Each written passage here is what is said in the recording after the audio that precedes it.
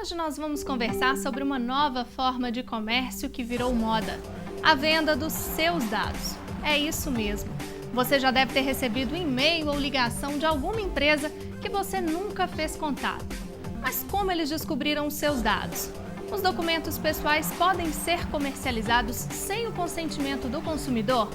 Vamos entrar neste universo e tentar entender um pouco das estratégias de marketing que as empresas usam. Para essa conversa, eu recebo aqui no estúdio o professor de marketing da PUC Minas, Elvio Avelar. Professor, seja muito bem-vindo. Obrigado. Professor, como é que se dá esse processo, então, essa estratégia de marketing que usa, então, os dados dos consumidores como uma estratégia? Essa estratégia é uma estratégia que ela já é antiga. O que mudou essencialmente é a tecnologia que você está utilizando para capturar esses dados e as formas de comercialização desses dados dos clientes. Antigamente você buscava os dados dos clientes para compor o seu cadastro, até mesmo para você fazer pesquisas na questão financeira, na questão comercial, para saber sobre a possibilidade de pagamento, o nível de endividamento, né, do consumidor. Hoje em dia, você com as novas tecnologias, você pode capturar muito mais dados e você consegue segmentar hábitos de consumo, como idade, outros perfis profissiográficos, perfis de gastos do cliente, você tudo pode acompanhar através dos dados que as empresas captam e comercializam. Captam só pela internet? Como é que se dá esse sistema? Não, antigamente captava, antes de ter internet, antes de ter a questão da informática, captava nos antigos cardex, as fichas de cadastro que você preenchia e que ficavam lá micrografados e tal, mas a gente pode dizer que é um passado meio dinossáurico do marketing, né? Hoje E em houve dia, então essa evolução. Houve essa evolução com a questão da informatização. Você então passou primeiro a ter bancos de dados, e você juntava todas as características e criava um mailing lists, listas, né, que você poderia comercializar de acordo com características físicas. Mas essas listas eram quase que estáticas. Você não tinha muita possibilidade de mexer com os dados ou de mover os dados. Hoje em dia, com as novas tecnologias, você tem os mineradores, os miners, os data warehouse, os DWs, e outras coisas que permitem que você tire relatórios instantâneos e que você hierarquize e também você escolha e segmente as informações que você quer, de um modo quase que instantâneo. Então, a geração dos relatórios passou a ser quase que customizada à necessidade que tem que estar buscando. Agora, isso não acontece só pela internet, né, professor? Ainda existem cadastros comerciais que ainda utilizam por meio de cadastros de sorteio, estratégias do marketing. Existem, mas todos esses cadastros, mesmo os de sorteio, eles passam por um processo de codificação dos dados e que vão transformar ele em dados eletrônicos, que são muito mais fáceis de ser manipulados hoje em dia. É mais difícil você ter dados que não sejam trabalhados de forma eletrônica. Tá? Quando você participa de sorteio, mesmo quando você entra numa página de internet, você entra num portal e a forma como você navega no portal, como você cria uma senha para entrar em um clube de compras, para conseguir ter acesso a alguma oferta, naquilo ali as próprias ferramentas computacionais permitem com que você vá armazenando os dados e pegando leads, que a gente chama, que são as formas de contato, por onde você navegou e o que você está achando mais importante.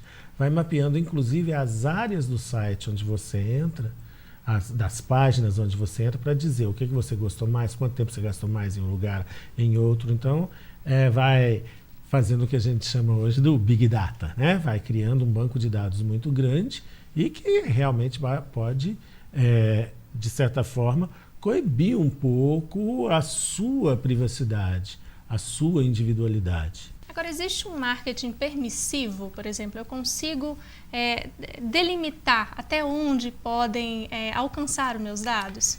Em alguns países, em algumas sociedades onde essa parte legal, essa parte do direito, está mais desenvolvida e está mais regulamentada.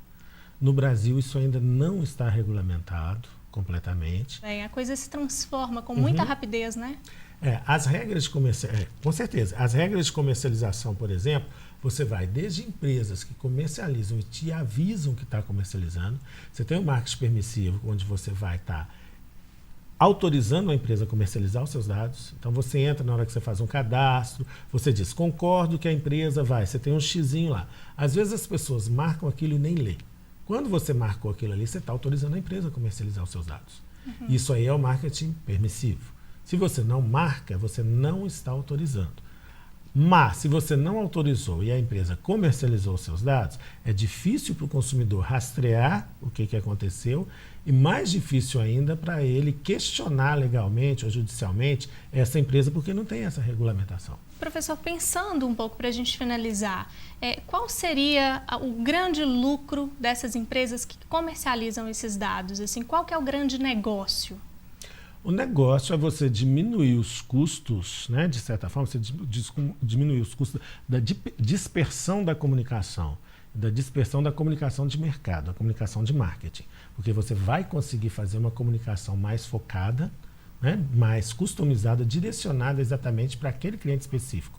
Você consegue, de certa forma, micro-customizar, micro-segmentar o mercado, voltando seus produtos, sua estratégia de comunicação exatamente para aquele público-alvo. Você não tem uma dispersão grande, igual você tem, por exemplo, nas mídias abertas. Você vai ter uma comunicação muito mais focada. E, obviamente, em sendo mais focada, é mais econômica, não tendo esse tipo de dispersão. E o que a gente deve ficar atento nas estratégias de marketing para não cair num sistema como esse? Bom, a primeira coisa é resguardar bem os seus dados, é começar a valorizar bem os seus dados, valorizar as suas informações pessoais, começar a ler o site, ver as políticas de privacidade nos sites, nos clubes que você entra, nas fichas de cadastro que você preenche, mesmo que esse cadastro seja um cadastro comercial, tá certo? Você perguntar como que aquele dado vai ser trabalhado, a quem que ele vai estar disponível, para tentar resguardar um pouco, então, da sua intimidade. E tomar cuidado com promoção? Com as 3 palavras mágicas: grátis, promoção e desconto.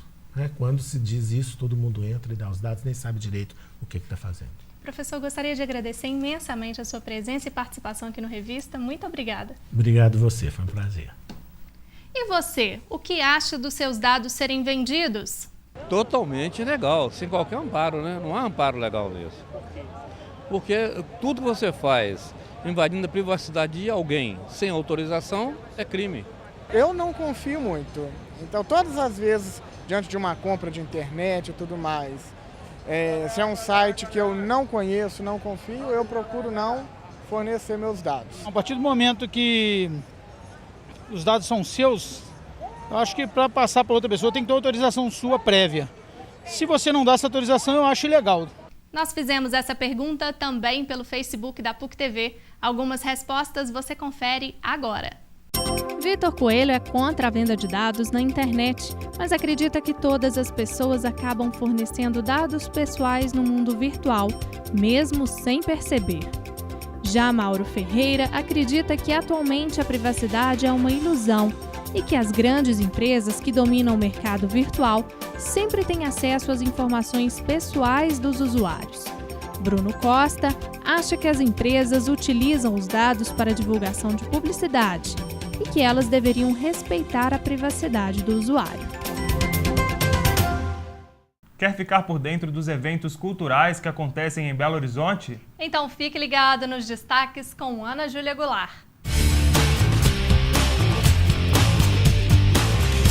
Evandro Santo, mais conhecido como Christian Pior, vem a Belo Horizonte para contar um pouquinho sobre como as mudanças com as tecnologias afetaram a vida pessoal dele. Saudosista, o ator conta de forma bem engraçada como as pessoas transformaram os aparelhos eletrônicos, como o celular, por exemplo, em órgãos vitais do organismo humano.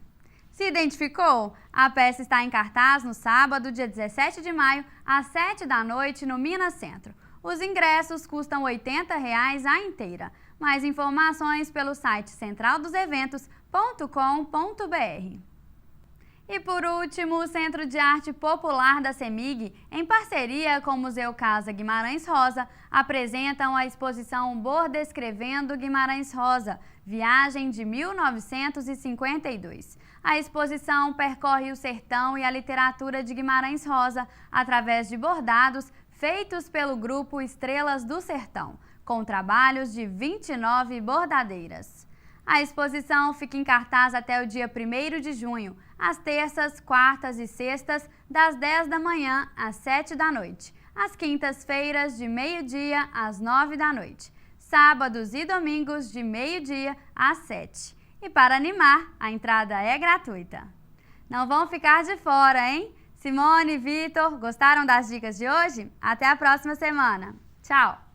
Gostamos sim, Ana. E você? O que achou do programa de hoje? Participe conosco, mande seu recado ou sugestão pelo Twitter ou Facebook da PUC TV. Obrigada pela companhia e até semana que vem. Tchau.